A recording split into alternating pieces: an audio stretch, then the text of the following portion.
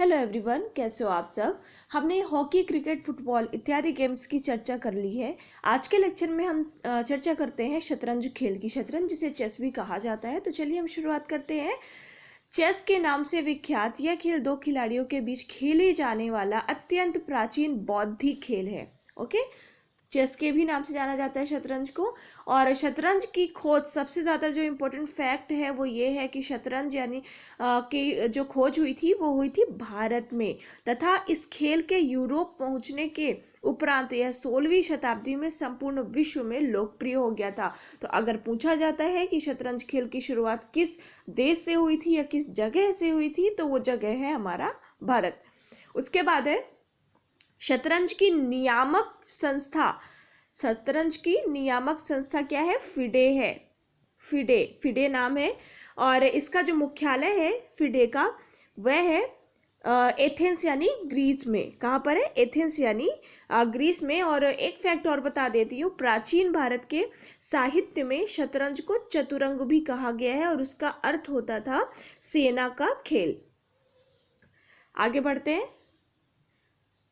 शतरंज खेलने का तरीका क्या है, हम ये देखते हैं। तो शतरंज दो व्यक्तियों के मध्य खेला जाता है। शतरंज दो व्यक्तियों के मध्य खेला जाता है।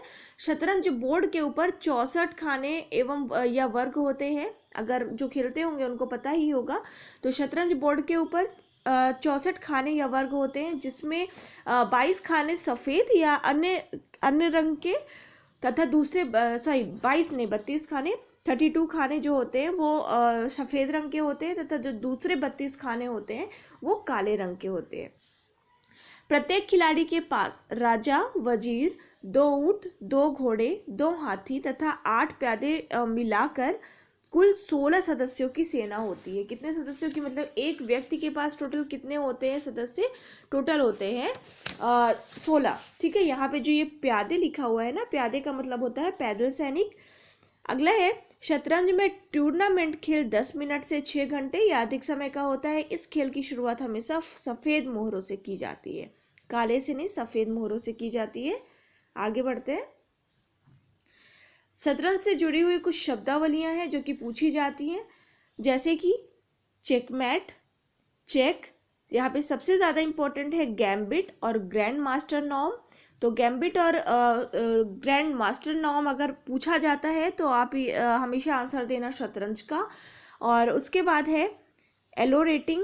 उसके बाद है perpetual check, bishop knight, king, queen, castle, discovered, pawn आदि। अब कुछ प्रतियोगिताएं भी होती हैं शतरंज खेल से संबंधित, वो देख लेते हैं। जैसे कि दुबई कप, लिम्फा ट्रॉफी, वीवी शास्त्री ट्रॉफी, पॉलिटिकन cup, Naidu trophy. Naidu trophy पूछी जाती है हमेशा। Videocon India trophy, Khetan trophy, Manila inter zonal trophy, Swift विश्व कप, हवाई ट्रॉफी। तो इतनी जो ट्रॉफीज़ है वो है शतरंज खेल से संबंधित। कुछ व्यक्तित्व भी हैं जो कि इस खेल से संबंधित है, जैसे कि सबसे इम्पोर्टेंट जो है वो है विश्वनाथन आनंद, जिन्हें कहा जाता है, ये भारत से संबंधित है और इन्हें ग्रैंड मास्टर भी कहा जाता है।